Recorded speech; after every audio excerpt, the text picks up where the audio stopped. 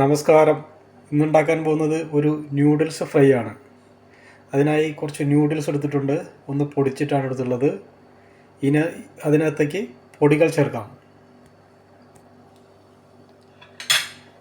കുറച്ച് മുളക് പൊടി,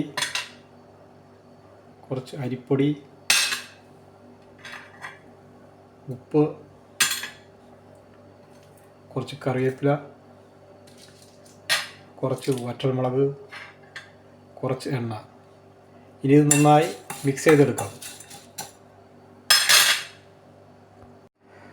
നന്നായി മിക്സ് ചെയ്തിട്ടുണ്ട്. ഇനി നമുക്ക് ഇത് ഫ്രൈ ചെയ്തെടുക്കാം. എണ്ണ ഒഴിച്ചിട്ടുണ്ട്. ഇതിടാം.